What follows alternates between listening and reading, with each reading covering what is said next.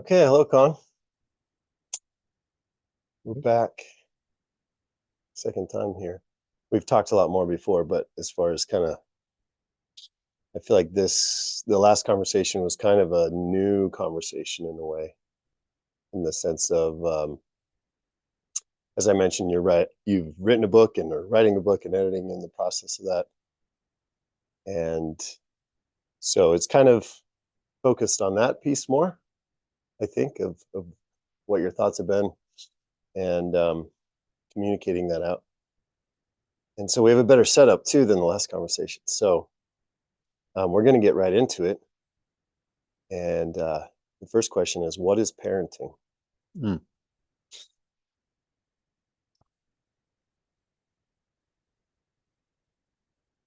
Let's make a distinction, I think, between parenting and conscious parenting. Um, Conscious parenting, well, let's talk about parenting. Parenting is, to me, the parenting as a process of two parts. One, knowing, and the not knowing. The knowing part we're all familiar with. That would be an instance of, I know what I need to do to assure that my child is safe. Or it could be, I know what it takes to ensure my child's well-being is good. Or I know what to expect in terms of how my child should act or behave. So that part is familiar to most of us. I think we play off that part mostly. The not knowing is what I like to hone in on. I think that's the key, specifically to conscious parenting.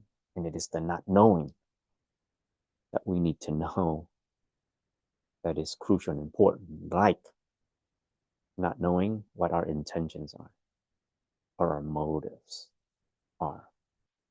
The part that happens in parenting that we may not be familiar with, like not knowing entirely how our child feels or thinks.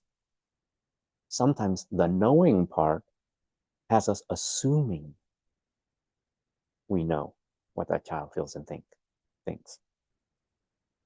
That's dangerous. So conscious parenting in relation to the not knowing would be conscious parents apply awareness or reflection or humility and understanding. So the understanding piece is key. There's an understanding of what the child is or how to be under the concept of knowing, and then trying to understand what the child is feeling or thinking in the not knowing. I think what is crucial and important is, in order to understand the child fully, we have to engage in, and here's another concept or term that falls under conscious parenting, curiosity. Have to be really curious and want to be curious and practice and exercise curiosity. And hence, parenting is the process of not knowing or learning what that is. So being curious and very curious allows us to sort of be humble. If we're going to be authentically attuned to the child, we have to reduce this tendency to make assumptions, especially about what we think is good for our child. We fail to collaborate, we fail to engage in anything meaningful, any meaningful relationship with the child, we're assuming. Now, I think the best part about conscious parenting is when you engage in the not knowing, not realizing entirely, because you are humble, evolution occurs. So personal or individual evolution can exist in many contexts, like work. You can learn a lot about yourself at work. You can learn a lot about yourself in church. You can learn a lot about yourself with your family, like as a husband or as a parent. So parenting is one of those processes that allows you the opportunity to learn a lot about yourself. So parenting or relationship in general, we know can pull out for all kinds of insecurities. And it is that not knowing or the knowing of the insecurity that allows us to see the not knowing. Meaning, if we are uh, filled with insecurities, which I believe every human being is, that insecurity or the feeling of incompetency, inadequacy will play itself out in parenting. So then it spurs on certain behaviors from us in relation to our child. So those behaviors, whatever that may be, like setting expectation, one like the child should always be respectful. Although we're not arguing that that is important, the child could be more respectful. But if we're not conscious about our behaviors or our actions in relation to that belief system, then our language and our demeanor and the way we gaze at the child or the way we listen or not listen to the child will be it. That these responses will be in relation to whether the child is showing us respect or not. There's no attunement, no authentic attunement. There's no true connection because we're overemphasizing or hyper focus on ensuring that the child will treat me with respect. And we're missing the opportunity to understand why the child, quote unquote, is appearing disconnected, not disrespectful, disconnected. We're in our own we're in our own world of what we think should be. Yes. And we're demanding those things. Yes. So we're creating that disconnection. Yes, disconnect. Unwittingly, because every parent wants the child to show respect, but it is the approach, it is the sometimes assertive imposition. It's disrespectful. Yeah, the disrespectful approach to tell the to get them to try to be respectful. And even that, like, you've talked before about these concepts, and you've asked people at workshops you've done, what does respect look like, or what is respect? And I wonder how many of these concepts, in the last one we talked a little bit about, like, what is love, right? And how we define them within our society. And exploring that, like even what you're talking about, if I'm going to teach respect, I'm going to embody that and start to understand it's actually all these other components of humility and empathy, and things that I think are easier to get your teeth into, of what it actually feels like. um, and so the child actually doesn't have this, not only disconnect, but confusion about, you talk about the double standard kids see, and then perhaps over time, they buy into that, and there's a lot of confusion, right? So if I have an angry parent telling me I need to be respectful, that's really confusing because it's not the condition in which I'm feeling respected. So there was a lot there. I'm thinking out loud now.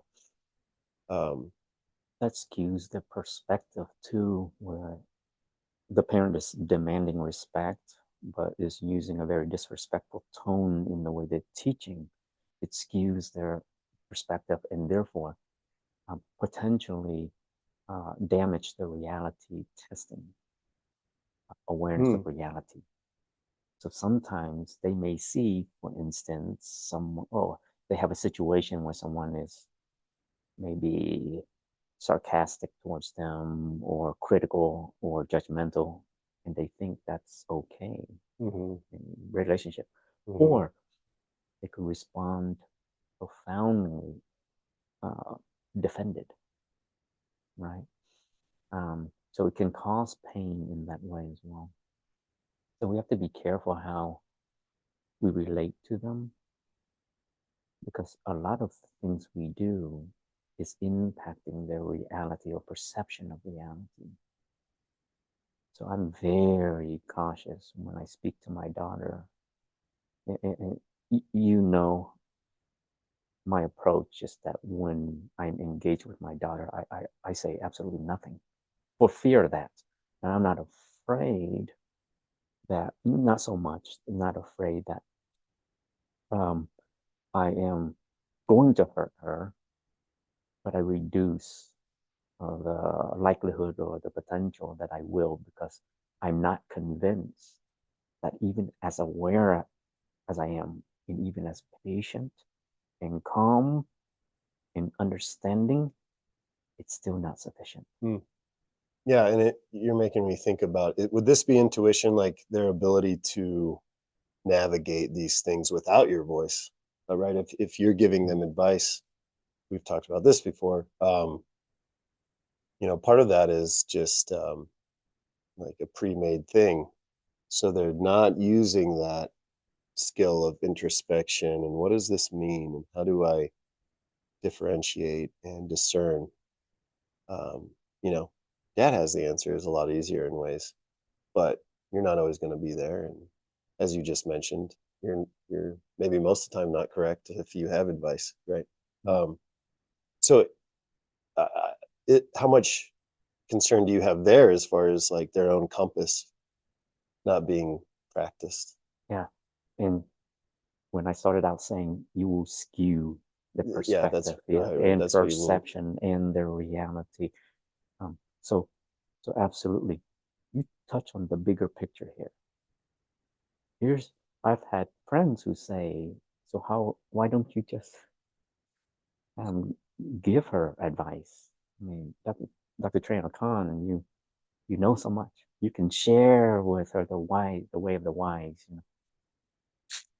It's not about me. Oh, sure, and it would benefit me, Hmm. but I don't know if it will benefit her, nor am I willing to take that risk because again, it's not about me. It's not a game, right?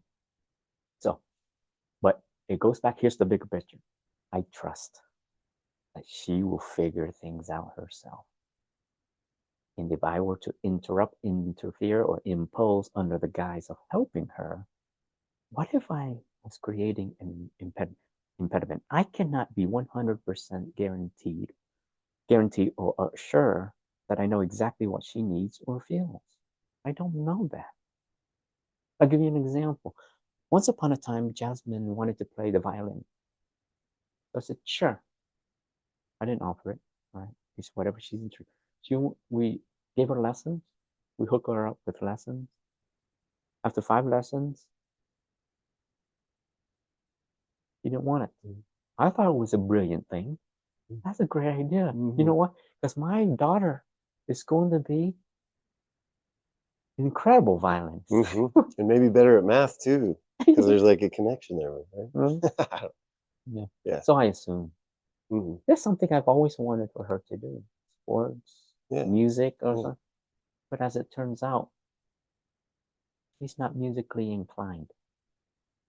Not at all. She can sing, right? Hmm. She likes Hmm. music, Yeah. but she's not musically Right. inclined. Right. But Yeah. check this out. As I continue to observe her through the years, I see her jump onto YouTube and she loved watching philosophy podcasts on philosophy or psychology. That's her thing. Mm. She's a thinker. Mm. Last summer, maybe there were 20 occasions or more. She asked me if we could go to the park. We can talk. That's her thing. That's what I'm gonna foster. Mm-hmm. Mm-hmm. Yeah. Yeah. Yeah, that's really neat. And when you said you have that trust in really any kid to, develop, in this case, your daughter, it does make me think of on this, the science side of it is surprising to me that a lot of society is, kids aren't capable. You can't trust them. So it's better the more they're engaged, with things, which is often whatever the culture values. And so we push them into these things and keep them busy. And, you know, we do coach them on how to, do things. And, but this is a new phenomenon in even parenting, like the question, what is parenting? Um, I don't know much about this, but I have heard here and there, parenting is it's a recent concept, really, in the sense of this whole idea that this child's my project. Um, right? It used to be the opposite problem. There's a lot of neglect, from my understanding, right? There's a lot of neglect going on uh, in parenting from the past for hundreds of years, perhaps. But yeah, how did before schooling and all these things we're doing to them in these parenting books? How do we think we got from, you know, just discovering fire to building incredible structures and all those things? Um, if we didn't have this capability of thriving, right? Like if Mm. we're left to our devices, if you will. Um, and I think there's cultures that have done that maybe better than other cultures, and it probably has a lot to do with how their culture of parenting was. I don't know. Mm. Interesting too, but so a question, I was talking to a parent recently, and ambition. They had a question of ambition. Is ambition okay? Right? We can get stuck in the rat race of doing, and seeing our kids. So back to, what would have happened if you pushed Jasmine into violin playing? Mm. It'd be fun to think about what would have happened with her interest in the psychology and all that. Mm. Is one thing you could speak to. Mm. Um, but also, this parent was, I wonder if confused by the term, not confused, but I wonder how they were thinking about ambition. Because when they thought about, this practicing this skill of just sitting back or letting my kid, right? Like letting my kid just play video games or whatever, just this being kind of state. It kind of, for them, it seemed like ambition didn't fit within that picture. And I think they're an ambitious person. So for them, it didn't square real well. It was like, well, is ambition bad? Mm. So I Mm. don't know. Ambition is good as long as it comes from the child. It's a mental affliction when it comes from us, because with that we have all kinds of expectations associated, tied to it. So it can be potentially harmful because it causes us to be forceful, aggressive. We want the child to do this and that, to achieve, to attain, to accomplish. That's our idea of ambition. Now, my version of ambition is very different, though. I see it all the time when I'm sitting in here and watching kids. I see them very ambitious in the things they do. That's all tied to the activities that they are involved in, that they are interested in. So ambition is great. And those things that they're interested in can generalize itself. Meaning, um, so I see them playing, engaging, developing all kinds of skills in here. As they're talking to each other, talking to you, Miss Ellen, Tiffany, they're developing all these skills to set them up for whatever ambition they will achieve later in the future. That itself is an epiphenomenon of ambition. That is the engagement that they're doing here through play, through activity, and so on, which then allow them to develop the skills they need to then attain whatever that life ambition is. Mm. So absolutely, it's good. I repeat, as long as it comes from them. If it comes from a parent, it reeks of mental affliction to Yeah, me. yeah, Yeah. yeah, and yeah. For me, more and more, I feel the same way that way. And it made me wonder, like David Brooks has a book, I think it's like The Mountaintop or something like that. Like Mm. basically the issue in our society is, we're raised with this like set a goal, you reach the goal, happy. Mm. uh, and that's not the case, right? It can be, I suppose, but things have to be aligned. So it kind of seems like a lot of us, and even again, like how careful do we need to be in this community? And hard work's amazing, right? And like people who just like grind, it's life's hard. But when you walk into a space and it's just hard work, achievement, right? That's the message everywhere. It's kind of like that's you're trying to set that as your foundation. But I think a lot of, we see a lot of kids, it's like be ambitious towards what?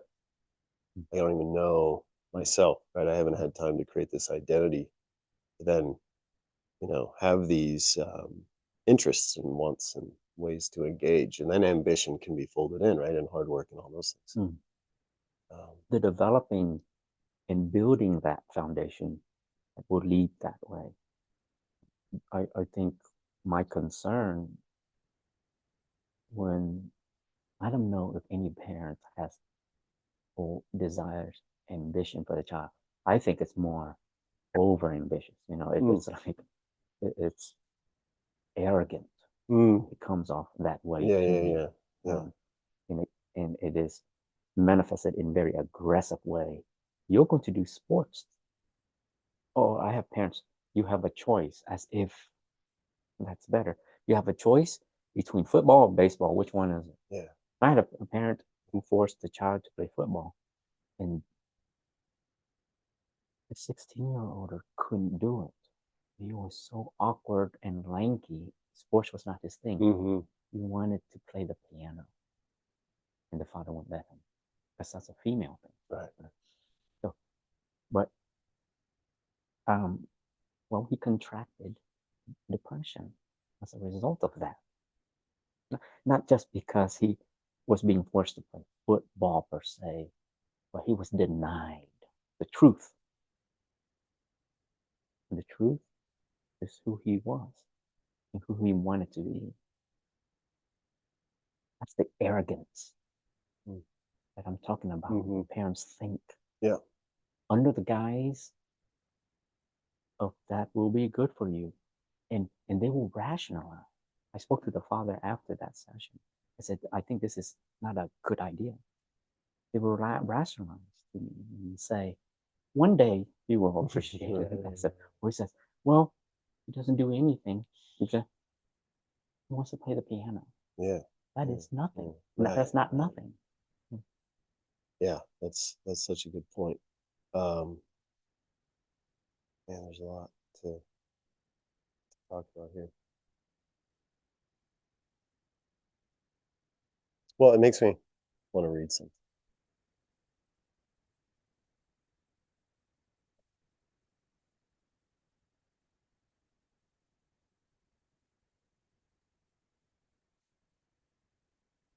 If we think and believe that we are the point of reference for the child, we will have failed to completely recognize the child potential. However, when the child is the point of reference for us, we are gifted with three perspectives. The first is that the child we see and hear has absolutely nothing to do with us. She is her own. The second is that the us we see and hear has absolutely nothing to do with the child. Remember, she is her own. And the third is that the both, in quotes, we see and hear has absolutely everything to do with the one. And that's in quotes as well. I'm going to stop right there. Can you unpack that? Mm. Mm. So the three perspective important as a conscious parent to keep in mind. The child as an individual that is she herself, that has nothing to do with us. There is also, but the relationship consists of two by definition, right? To create a relationship between two human beings, it requires two. So there's the perspective of the parent. We are important too. We matter. But just because we matter, it doesn't mean we are allowed to impose on the child. The child is herself despite. And then the third perspective is we come together and unite as one, meaning we are a unit co-regulating, right? Co-intermingle, co-understanding, but co-independent. Okay? Despite coming together and we are one, she is still herself. She is still herself because she is herself. She is still herself because we matter and are important too. She's still herself. And even though we come together as parent, child, she's still herself.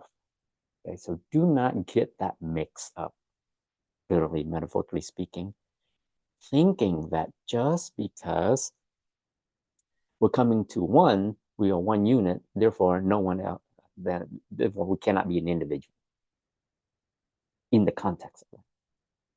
We're still both independent. So my warning is we have to be very cautious that how we listen or how we speak to the child, we're not speaking from a place within us.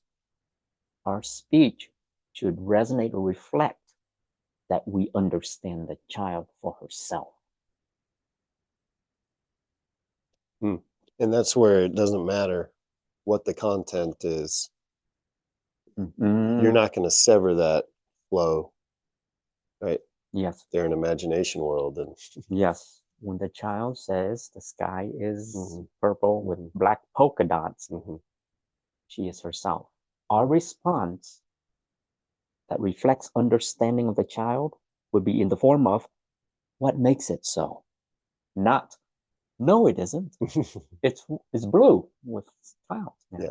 And then even some parents, which is stop being silly, or right, there's this anger, and then their child's punished, or a comment of sarcasm. And the faith piece of the child is right, because this is where everyone, I think, gets the fear that they're always going to believe this guy's purple, even at 35, because you're not helping them out there. And it's like, well, no, we have friends and peers to debate with and learn from, and like it's as we develop, we'll become more, rational in that way of the material world and what's real within what we're observing in that way, I guess. The practical piece of it. Yes, it is not core reality testing or perceptive that the child sees it that way. It is excellent and great reality fantasy. Yeah. So there's a difference. Right. And I don't even know where to go with this, because as they're having their subjective experience there is some sort of reality happening within that imagination world, right? Like something's arising and being known, which is really interesting, even though I have no idea what it's about. It's one aspect of whatever might be, whatever reality is. It seems, right? So I don't know, it's just. And that speaks to our unreality, that we can't even see or enter the child's world. Yeah. We have this reality we're imposing on the child as if we're being real. Everybody sees what I'm seeing. Yeah, right. She's just not, or yeah, they're not getting it. Yeah. And that's what being aware and conscious does. It really humbles you, doesn't it? You kind of step back and think to yourself, maybe I don't have it all here.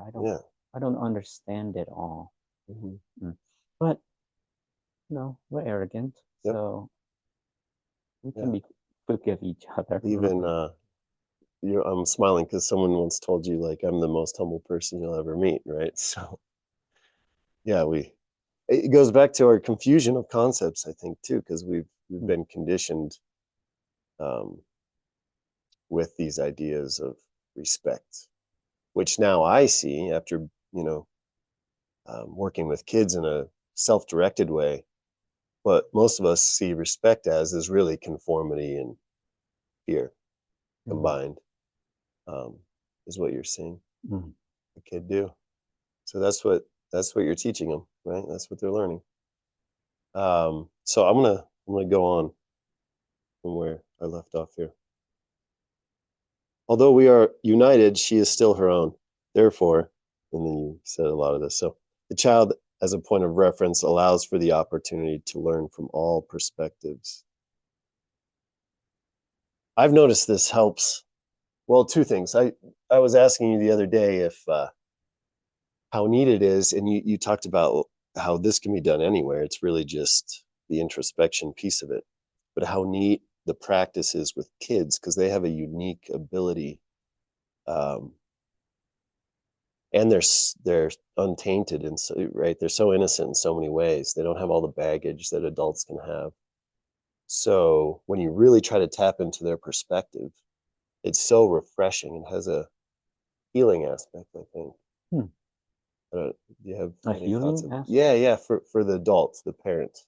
Mm, Um, it mm, might be a quick way to shed a lot of the things. It's like, the movie Hook, mm, mm. when Robin Williams all of a sudden realizes, he can fly. If you get into a kid's world, I think you can drop all of this ego you've created over decades of conditioning and suffering, whatever. That's the process of development and evolution I'm talking about for the parent who is all aware of of who they are in relation to their child. They develop this sort of omnipresent of awareness that when they are then around their Hmm. child, they get to that point where it is almost as if it's effortless. That's the healing to me. Hmm. Because most of our parenting, although I refer to as arrogant parenting, it's really insecure based parenting or fear based parenting, if not all of it. I've never met a, I've been doing this 18 years. Never encountered a parent who, who doesn't have fear or anxiety. And I can see how these fears and anxieties and insecurities motivate them to push their child to do better, be bigger, to be stronger. Um, so unconscious parenting, and you're absolutely right. You find your peace and joy, especially the joy in allowing the child just to be, and the child gets to choose his or her life. Um, the joy of not having to add pressure or demands because you know it's coming from a place of insecurity anyway. And the greatest realization in all of this that you realize as a conscious parent, you are a gift. You don't have to do anything more. Yeah. You are the gift, Wow. right? Yeah. Yeah. That's incredible. Um, and a relief too, right? There's no pressure there. You just gotta be there. Mm. Um, okay, I'm gonna read a little bit more.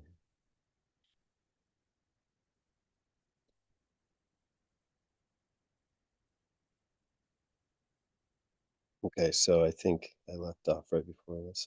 So everything that we notice by our eyes, we see in the child reflects to us our actions. Everything that we notice by our ears, we hear coming from the child, reflects to us our voice. Just the same, everything that the child notices by her eyes, she sees in us becomes her actions. And everything the child notices by her ears coming from our mouths becomes her voice. Children are great in this way. They are what we are and become what they learn from us. But sometimes they reflect what we should not be and what we could not be. In this case, be cautious.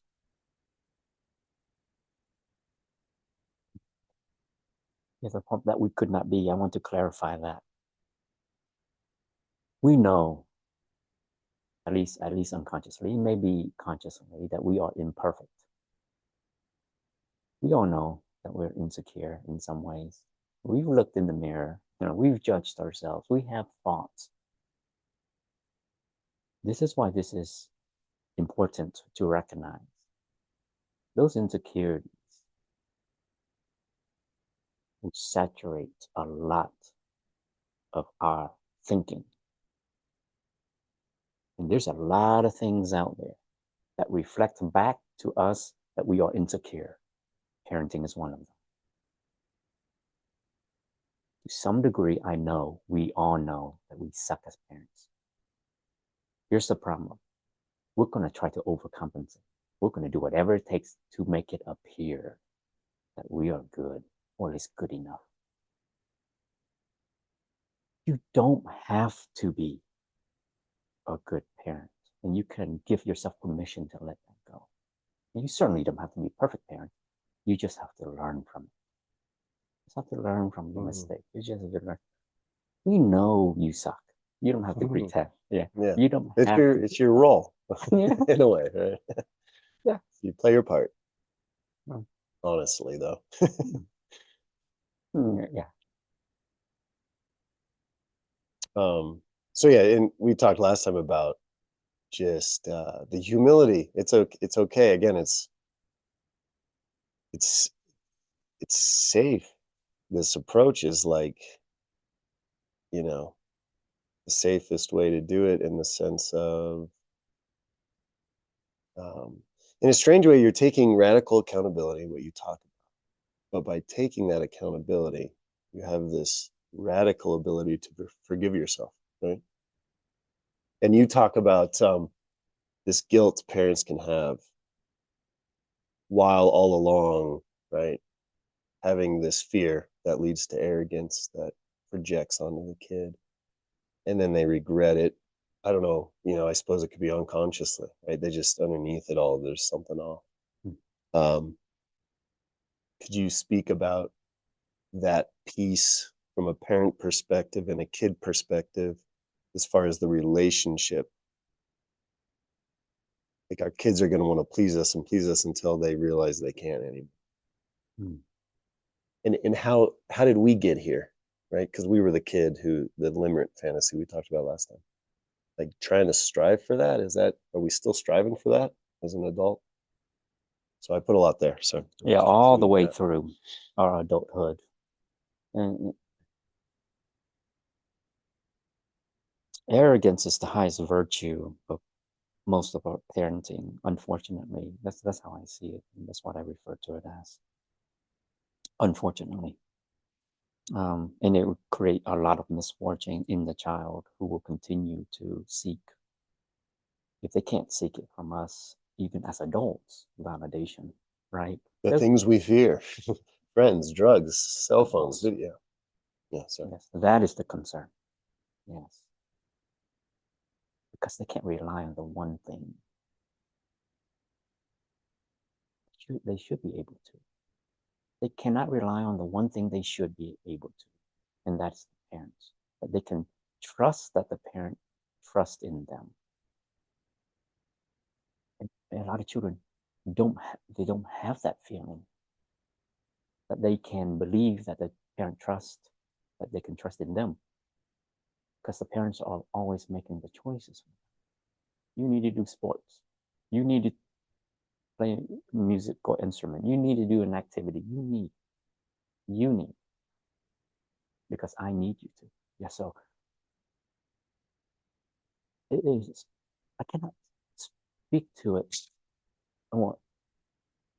so much. I cannot reiterate it enough that we are dangerous. We are perpetuating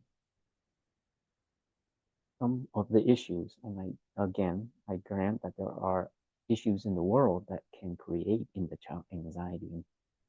But we are on that list of issues. We have to be careful. Sure, the world is difficult and it will be challenging. and it will tear and and be harsh on the child. But they need something to fall back on. That's us. Yep. Yeah, I volunteer that. Right. Right. And in the way to do that is just to be there, to listen, to connect. Yeah. Mm-hmm. And they'll dust themselves off and get back up and keep living. And but you have to. So here's the issue with the faith piece: is the moment something goes wrong. How many parents have you heard, maybe in a session, even, I told you I was right. Like they messed up, and that's like the craziest thing is, like, we're the most obese, the most like we're so unhealthy as adults, and yet we're so quick to like pull, you know, well, yeah, give the freedom we'll give our kid, we'll pull it right now. They're being tracked on our phone again, um, for being 5 minutes late on a curfew or not getting a test in or something like that. So, yeah, the standards are really high for kids in where we live, and those expectations are daunting, I think, to live up to. And listening and understanding abates all of that. Yeah, Listening and not saying a thing. understanding. Listening and understanding, yes. And would it be okay, like, not even the understanding part at first? Like, if you're not able to understand, just sit there and act like you're listening. I don't know. Mm. Just don't say anything. Now, let's clear this out though, Paul, because I've had parents say, so I just sit there and say nothing. I Yeah. say, yeah, pretty much, but not really, Mm, because you're united. Of course, mm, you can share your feelings and thoughts as long as it pertains to her. mm-hmm. Yeah? But the issue is that the things that we share a lot of times come off as critical or judgmental, right? Under the guise of, you know, teaching, Mm, right? So teaching is really preaching. mm-hmm. Mhm. Mm-hmm. And preaching is preaching some more. Mm-hmm. So that's why we have to be very careful. Mm-hmm. You know what the irony is sometimes when I have parents come in, I'm preaching to them. They're coming for it, though. So that they can stop preaching. Yeah, Okay, yeah. so I The have to kids are realize, hey, coming. does it feel good? Yeah, yeah, yeah, yeah, yeah. Does it feel good that I'm preaching to you? Right. Yeah. No, we wouldn't tolerate it for a second. Parents are very insecure. They hesitate coming into the office because you're going to talk about problems, starting off with your problems, Mm-hmm. as parents. And then yet we criticize our children, and that's Mm-hmm. okay. Mm-hmm. We're sensitive Mm-hmm. to criticism because it hurts us. Like Yeah. I said, it hits to the core of our insecurity even greater. Mm-hmm. So that's why we avoid talking about our issues. So much easier to point to the child. Mm-hmm. Mm-hmm. Say, you need to change. You need to be respectful. You need to calm down. You need to speak with. Yeah, we're Mm-hmm. teaching them different. Mm-hmm. Mm-hmm. So much easier to point Yeah. to the child because if the child reflects back to us, good and bad. So if they're not active, we feel bad. There's something wrong with us. Right. You know what? I'm gonna fix this. Something wrong with me. You're gonna do sports. Yeah. Yeah. Well, how about the argument here then of, well, I am out of shape and I am unhealthy, and so I need to direct them into a lifestyle that is the opposite of what I've gotten here, right? Like, don't do what I did. Yeah, that's part of that insecurity I'm talking about Yeah. that prompts us Mm-hmm. to force the It's issue. powerful Yeah. because it's easy to fall in. I can see where you just yeah, that's the reasoning. That's all I need right now to motivate me to do this. Mm. But it's, if you look closer, and that's what you're asking or inviting people to do, is there's an emotional state behind that, and it's anxiety and fear, most likely. At least for me, subjectively, I've talked about before, like the food thing with my kids. It's, I think it's probably one for a lot of parents. Uh, so I'm not sure the projection there. I suppose it's a fair amount of clinging too, of, of, to the kid. because your ego, the happiness there, I suppose you think you have through that.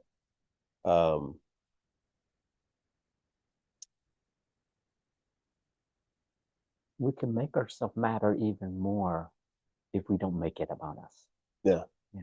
So the child, they're built that way biologically to look at you as the most significant figure. Right. And so if you get your ego out of the way, you don't want to, you don't want them to have to please your ego. Mm. I think if we look, the ego, you know, we should probably talk about a little bit of, I don't know what it is, but entirely. But what I think I see, there's a lot of aspects I don't like about it, right? That I wouldn't want to impose on Fern, but I do all the time. Mm. Like I'm trying to not have it impose itself on me, Mm. and yet, yeah. There's one of the things that a child will do for us is that guarantee they will make us feel vulnerable. Hmm. Yeah, they will pull out for all kinds of insecurities just by being alive, just by Yeah. just there. Can you get it? Do you enjoy that now when Jasmine strips some of that from you or points to your voice tone or, just things? And she has Hmm. before. Hmm. Oh boy, it is the greatest thing ever, but it's the suckiest thing at the same time. It's both. The great is really great because this is the perfect opportunity. Here I'm all the time I thought I was aware. Yeah. I get this opportunity where I'm listening to the child who in kind, because children will point out all our flaws, but do it so gently. Dad, be kind. Dad, your tone, so gentle, just gently, offering to me this gesture of compassion, Mm. such a compassionate way. Yeah. But why do I deserve it? That's what I thought, like, as from your perspective. How's this kid forgiving me? Mm, yep, yep. And that forgiveness is for you. It's for you. So there are so many levels of goodness when I can just pay attention to her reprimand me. That is Hmm. incredible Hmm. feeling Hmm. of both displeasure and this ecstasy of joy that I get to take this pearl of wisdom that she offered me and then learn about myself and my condition so that I can change my condition. Yeah. And you've given her an understanding of what a relationship looks like. So I imagine as an adult, right? Mm, Someone I can give feedback to and they'll listen and they'll shift, right? Like you allowed her to speak and reprimand you. mm, Um, I think that's powerful. I don't think parents see that either. Um, a good child is a obedient child, right? Is I think that's really rich in our mainstream parenting culture. And but what does that do when your daughter is getting married, right? And they're trying to find someone mm, to have a relationship with, and their whole life has been that of, well, I conform to this male figure or any whatever it might be. Um, as you were speaking there, letting your child show you an aspect of yourself that's vulnerable. Is there another component? At least I think there is, in the sense of you can also notice the liberation, and that's the great piece of it too, right? There's this if you let it happen and just absorb it, mm, and you know, um, it's like you're surrendering in a way. It feels like. Um, I think you then are better at seeing the ego, and so when it comes to the peace talks in those moments or any sort of interaction, you know more of when you're in that zone. mm. Um, and so, yeah, that's for me at least. That's the piece that's been almost like a weight off the shoulders when you have that ability to say, you know what, yeah, tell me doing wrong. And that's in the past too. It's like if you can truly do it where it's not like weird or awkward, have your kid tell you once a month, what could I get better at as a parent? But even there, I think, well, I tried that for a while, but it was like I kind of felt like I was leading almost, or like putting her in a situation she may not have necessarily wanted to be in at times. Mm, Sometimes it was excellent, mm, and maybe I was doing it too much, or it was a good indicator that perhaps I was projecting more than I had otherwise been at certain times. Because you've mentioned if they don't have a response for you as far as what you could get better at, it's probably not a good sign. They're too scared, right? Or mm, it's too uncomfortable. mm. They don't know how you're going to react. Yes. Yes. Yes, absolutely. Reflecting on what you said, the surrendering in the moment, when you can do that, you show a whole lot of strength. It takes a Mm, lot of strength and courage in order to be able to fight against defending against insecurity. Um, so I talk about surrendering in the moment, meaning surrendering to peace, surrendering to humility, surrendering to compassion, and so on. That's what I mean by that, creating a context where you are uh, surrendering, which creates meaning. Meaning and create more meaning, which creates more meaningful moments. So the child will not have many opportunities to reveal herself. Even in the engagement with her peers, the peers are engaging back. They're listening, they're conversing, but they're not fully attentive because they're attentive to the moment. And then they go to the parent, and the parent continue that disconnect by preaching, by telling. They would not get many moments to truly reveal themselves unless you listen. But when you listen, there's this liberation that you're talking about that is free and detached from all these other confinements, the things that they expect of them and that fight them for her attention. We should be the one that is offering that attention. And she doesn't,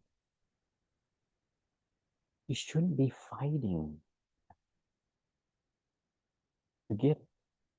Not from us, mm, not from her parents. hmm We should be the one that is facilitating that. hmm That's where I really like when you've talked before about that radical responsibility of taking all those expectations that you want to, put out on the world and just draw them back in and look at yourself.